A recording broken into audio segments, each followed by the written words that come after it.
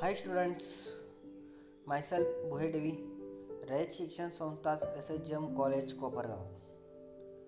Today we are going to learning about BCom Part 2nd Semester 3rd Corporate Accounting subject. In this subject, today we are learn Unit 1st Accounting Standards. In this unit, today we will learn Accounting Standards 14. Its name is Accounting for Amalgamation. So students, what is amalgamations? Amalgamation means when two or more companies comes together and form a new company. म्हणजेच काय amalgamation म्हणजे काय, जेव्हा दोन किंवा दोनपेक्षा जास्त कंपन्या एकत्र येत असतात आणि एखादा नवीन बिझनेस स्टार्ट करत असतात, नवीन कंपनी स्टार्ट करत असतात, त्याला काय म्हटलं जाते की अमलगमेशन असं म्हटलं जाते. आता हे अमलगमेशन होण्यामागचं कारण का कंपन्या एकमेकांमध्ये अमलगमेट होत असतात? तर बघा, मार्केटमध्ये खूप साऱ्या कंपन्या आहेत आणि कॉम्पिटिशनही वाढलेली आहे. मग ती कॉम्पिटिशन कमी करण्यासाठी काय केले जातात, एक किंवा दोन कंपन्या काय होतात, एकमेकांमध्ये अमलगमेट होत असतात. म्हणजेच काय, एकमेकांमध्ये स्पर्धा कमी करण्यासाठी अमलगमेशन्स हे केले जाते. त्याचबरोबर टॅक्स रिडक्शन्स, टॅक्स वाचवण्यासाठी किंवा टॅक्स अवॉइडन्स, टॅक्स वाचवण्यासाठी सुद्धा अमलगमेशन्स हे केले जाते. हेच त्यामागचं रिझन आहे की कंपन्या अमलगमेशन्स का करत असतात. बघा, तर हे अमलगमेशन हे अकाउंटिंग स्टँडर्ड्स 14 कोणी इश्यूड केलं, तर the accounting standards 14 Accounting for Amalgamation issued by the ICAI. What is meant by ICAI?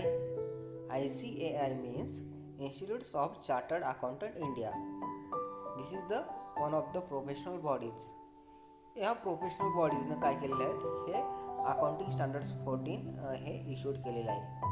मग हे ऑल ओव्हर इंडियामध्ये, आपल्या भारतामध्ये कधी लागू करण्यात आलं, तर this standard is applicable in respect of accounting periods commencing on or after 1st April 1995 and is mandatory nature. तर हे अकाउंटिंग स्टँडर्ड्स आपल्या इंडियामध्ये कधी स्टार्ट केलं, तर 1st एप्रिल 1995ला हे आपल्या इंडियामध्ये लागू करण्यात आलं आणि त्याचं मॅन्डेटरी नेचरमध्ये ते स्टार्ट करण्यात आलेलं आहे. The term amalgamation means taking over of the business of two or more companies by a company newly formed for this purpose. म्हणजेच अमलगमेशन म्हणजे काय, taking over of the business to or more companies, म्हणजे काय, दोन किंवा दोनपेक्षा जास्त कंपन्याचा business take over केला जातो आणि नवीन कंपनी स्थापन करण्याच्या उद्देशाने काय केले जातात, अमलगमेशन्स हे केलं जातं.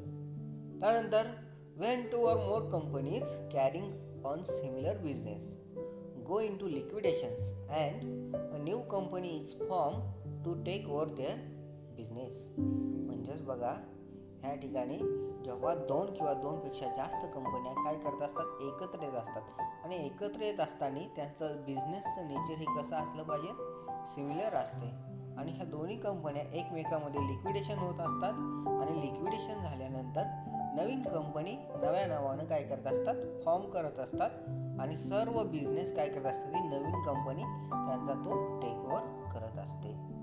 फॉर एक्झाम्पल म्हणायचं गेलं तर एस लिमिटेड आणि टी लिमिटेड ह्या दोन वेगवेगळ्या कंपन्या आहेत आणि ह्या दोन्ही कंपन्यांनी ठरवलं की आपण एकमेकांमध्ये लिक्विडेशन्स व्हायचं, एकमेकांमध्ये अमलगमेट व्हायचं आणि ह्या दोन्ही कंपन्या एकमेकांमध्ये अमलगमेट झाल्यानंतर त्यांनी नवीन कंपनी स्टार्ट केली, त्याला आपण नाव देऊया की एस टी लिमिटेड. म्हणजेच काय, यालाच काय म्हटलं जाते, अमलगमेशन असं म्हटलं जाते. इन शॉर्टमध्ये सांगायचं गेलं तर amalgamation means to or more liquidation and one formations. म्हणजे काय, अमलगमेशन म्हणजे काय, दोन किंवा दोनपेक्षा जास्त लिक्विडेशन्स आणि एक फॉर्मेशन्स, म्हणजे एक नवीन कंपनी स्थापन होत असते. यालाच आपण काय म्हणतो, अमलगमेशन्स असं म्हणत असतो. आता हे अमलगमेशन होण्याचे वेगवेगळे फॉर्म्स आहेत. Forms of amalgamations, there are 3 forms of amalgamations. First, horizontal amalgamation. Second, vertical amalgamation, Third, conglomerate amalgamation. So student, what is meant by horizontal? What is meant by vertical? And what is meant by conglomerate? So first of all we will learn horizontal amalgamation.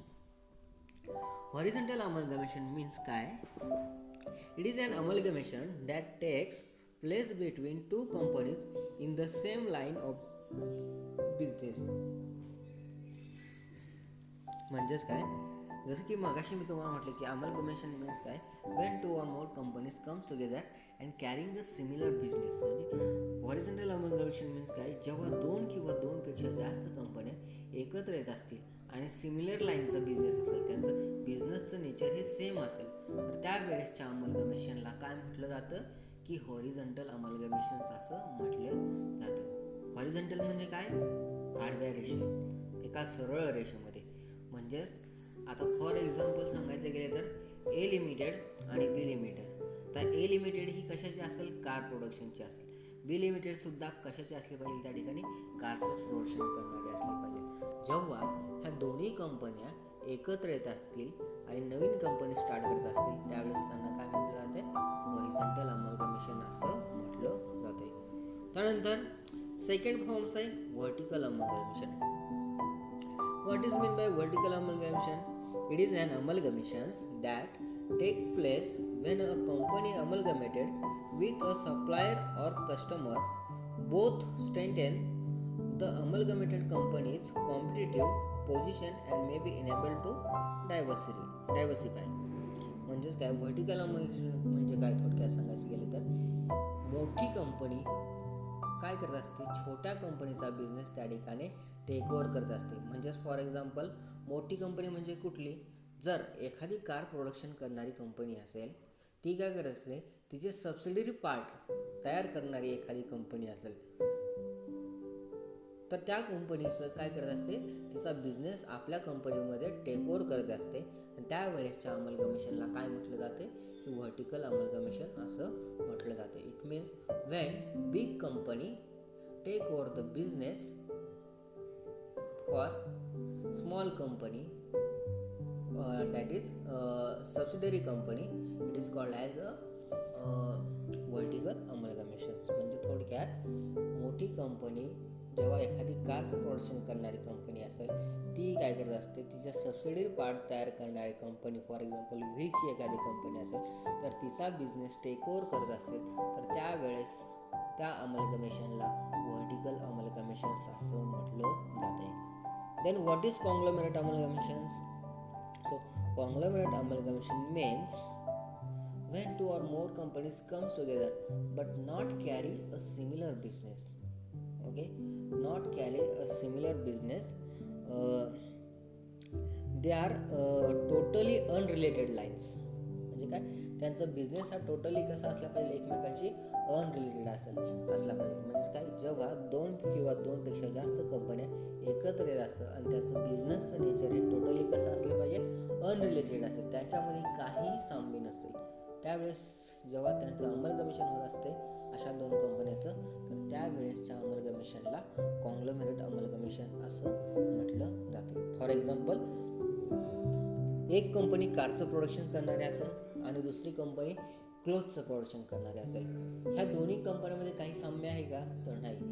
जर जेव्हा ह्या दोन्ही कंपन्या एकत्र येत असतील, amalgamate होत असतील, तर त्यावेळेसच्या अमलगमेशनला कॉंग्लोमेरेट अमलगमेशन असं म्हटलं जातं.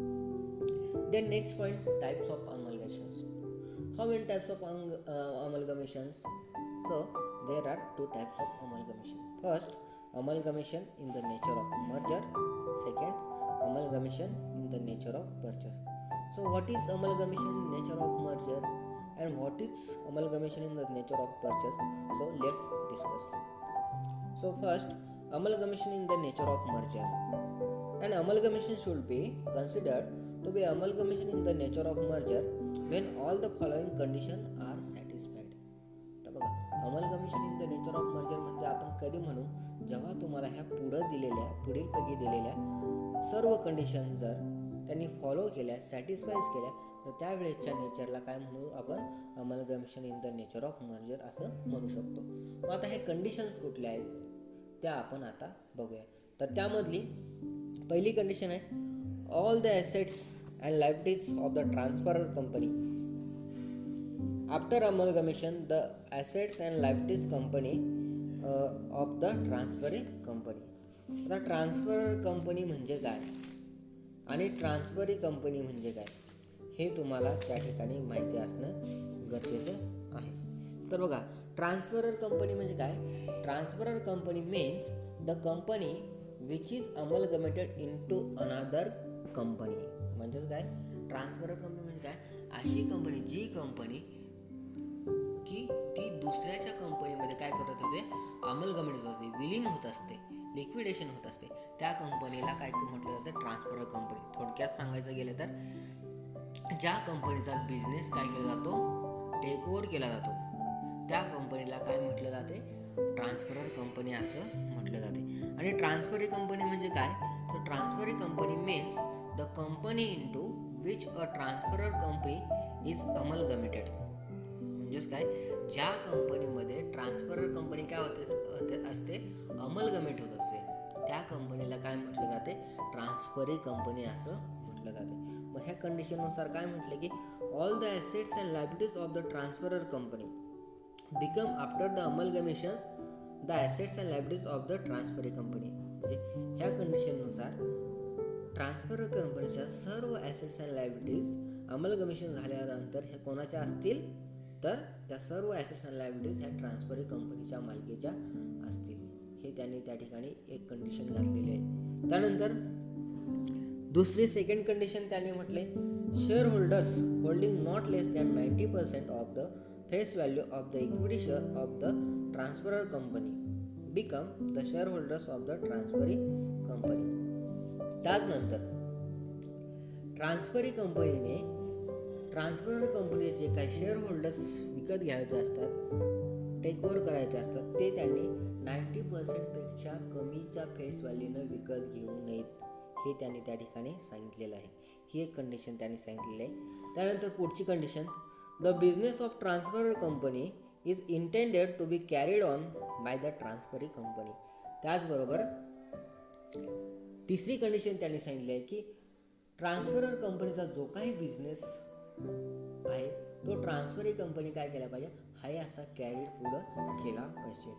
म्हणजे ही एक कंडिशन त्याने त्या ठिकाणी घातलेली आहे. त्यानंतर पुढची कंडिशन आहे, the consideration for the amalgamation is paid wholly in equity shares by the transferee company to the equity share holders of the transferor company who agreed to become the transferee company. आता ह्या ठिकाणी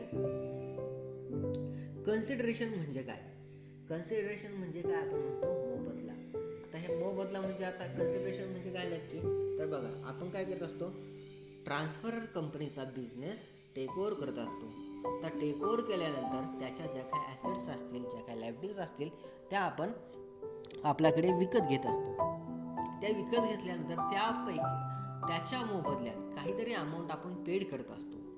त्या अमाऊंटलाच काय म्हटलं जाते, considerations असं म्हटलं जाते. मग त्या ठिकाणी त्यांनी काय टर्म टाकलेले, कंडिशन इथं टाकलेलं आहे की ही कन्सिडरेशन देत असताना त्यांनी काय म्हटले, paid wholly in equity shares. ते पूर्ण कशामध्ये द्यायचं, इक्विटी शेअर्समध्ये ते ट्रान्सफर करायचं आहे. हे कोणी, तर ट्रान्सफरी कंपनीनी ट्रान्सफरर कंपनीला. ही एक कंडिशन त्यांनी घातलेली आहे. त्यानंतर पुढची कंडिशन आहे, no adjustment is intended to be made to the books value of the assets and liabilities of the transferor company when they are incorporated in the financial statement of the transferee company except to uniformity of accounting policies. त्याचबरोबर त्यांनी काय म्हटलं आहे की no adjustment is intended to be made to the books value of assets and liabilities of the transfer company.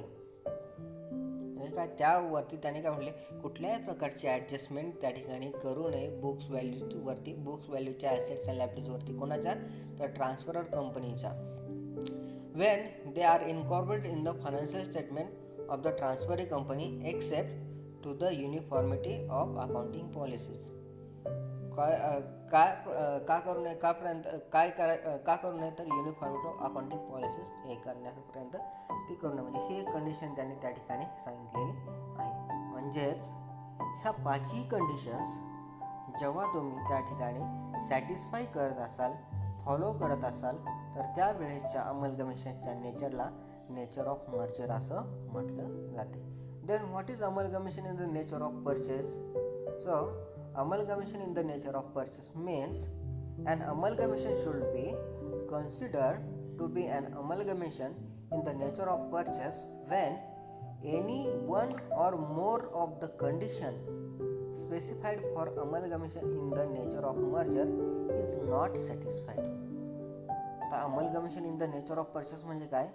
ज्या काय आपण amalgamation in the nature of मर्जर्समध्ये 5 कंडिशन बघितल्या होत्या, त्या 5 कंडिशनपैकी कुठलीही एक जरी कंडिशन त्यांनी सॅटिस्फाईड केली नाही, फॉलो केली नाही, तर त्यावेळेसच्या नेचरला काय म्हटलं जाते? Amalgamation in the nature of purchase असं म्हटलं जाते. आता तिथं असं बी केलं की 5 पैकी 4 जरी कंडिशन त्यांनी फॉलो केल्या आणि एक कंडिशन जर फॉलो केली नाही तरी त्याचं नेचर ऑफ परचेसमध्ये कन्वर्ट होऊ शकते.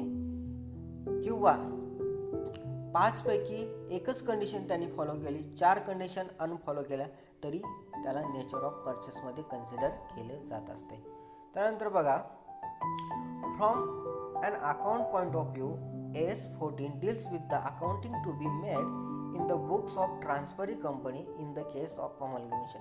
बघा, इन द केस ऑफ अमलगमेशनमध्ये अकाउंटिंगसाठी काय केलं जाते? AS14 नुसार ट्रान्सफरी कंपनीच्या बुक्समध्ये काय केलं जाते? पूर्ण हे अकाउंटिंग हे केलं जात असते. However the transferee company has to follow 2 methods of accounting under. आता ते अकाउंटिंग करत असताना त्यासाठी अजून 2 मेथड्स आहेत. त्यामध्ये इन केस ऑफ मर्जर असेल, जर मर्जर झालेलं असेल, in case of nature of merger amalgamation असेल तर त्यावेळेस पुलिंग इंटरेस्ट मेथड तुम्ही यूज करू शकता. त्यानंतर इन केस ऑफ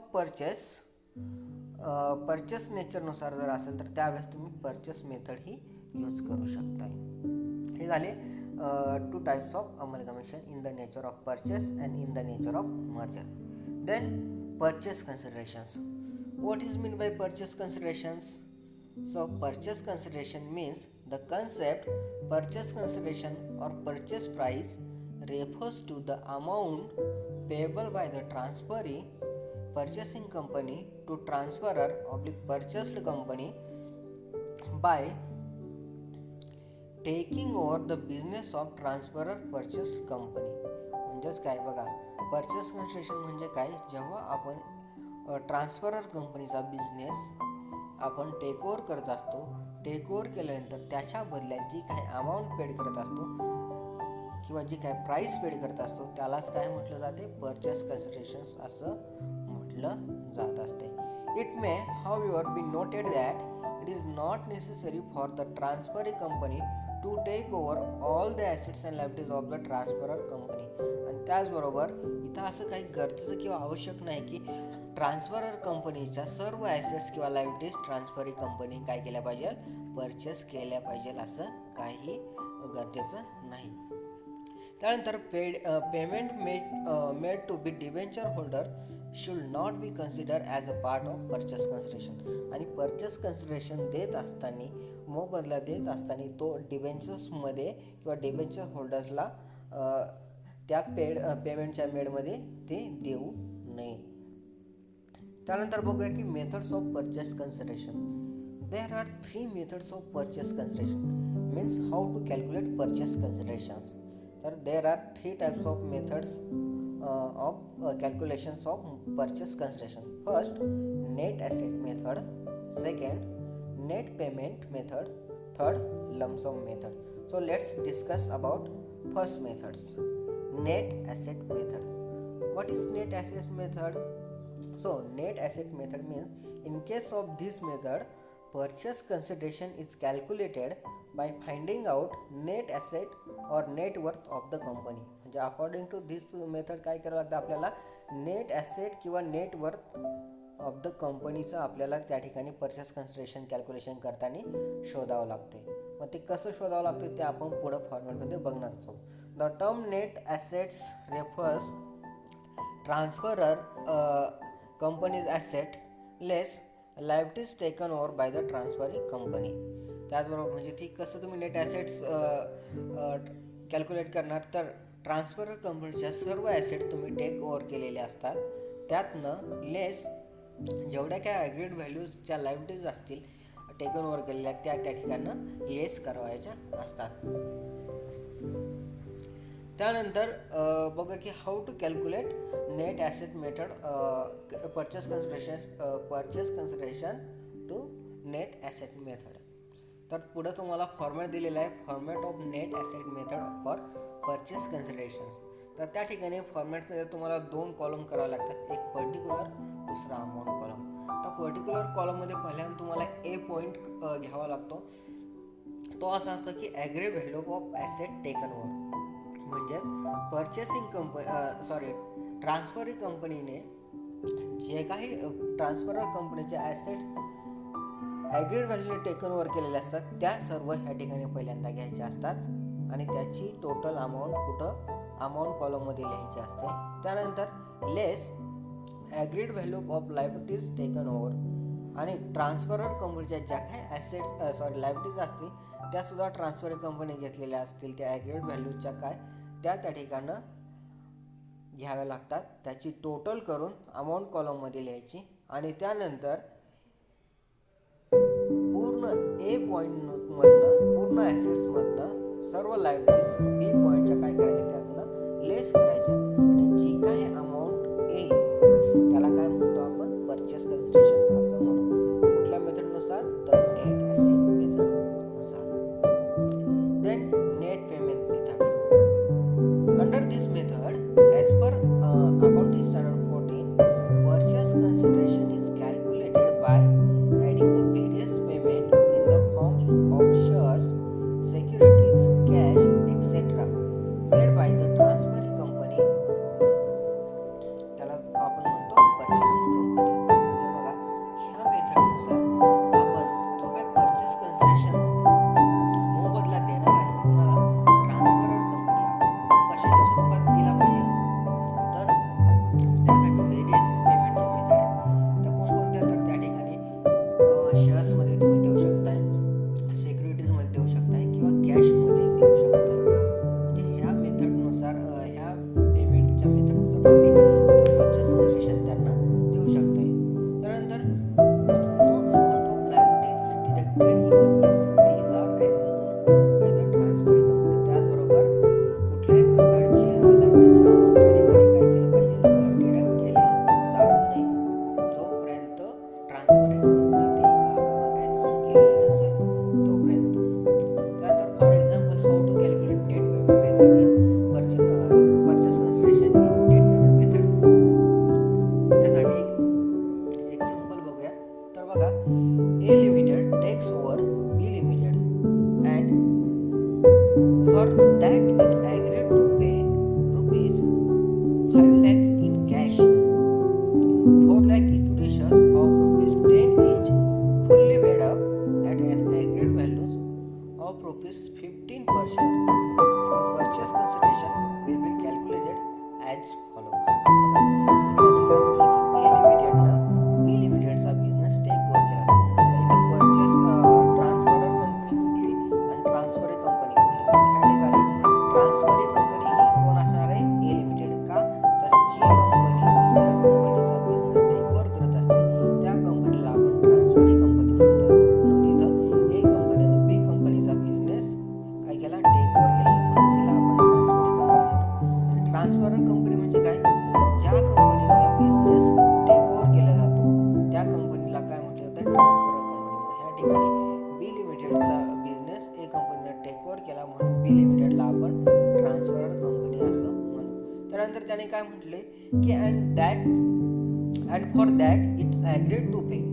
आता बिझनेस टेक ओव्हर केल्यानंतर परचेस कन्सिडरेशन देत असताना त्यांनी काय मान्य केलं की 5 लाख रुपये ती कॅशमध्ये देणार, to pay rupees 5 lakh in cash. आणि त्याचबरोबर 4 लाख इक्विटी शेअर्स, 10 रुपयाचा एक शेअर्स ते 15 रुपयानं देणार. म्हणजे काय, 4 लाख इक्विटी शेअर्स असतील त्या एका शेअरची किंमत किती होती, 10 रुपये होती, पण ती किती रुपयाने ॲग्रेड व्हॅल्यू केली, त्यांनी 15 रुपयानं एक शेअर्स ते देतील आणि त्याच्यावरनं आपल्याला परचेस कन्सिडरेशन कॅल्क्युलेशन्स करायचं आहे.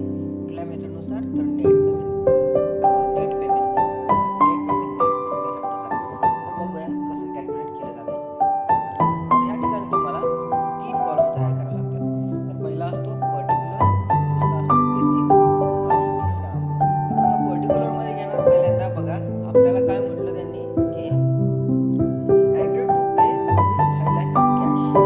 आता पर्टिक्युलरमध्ये काय घेणार, कॅश. बेसिस सुद्धा काय असणार, कॅश. किती रुपये, 5 लाख रुपये अमाऊंट कॉलममध्ये येणार, 5 लाख रुपये कॅशमध्ये येणार.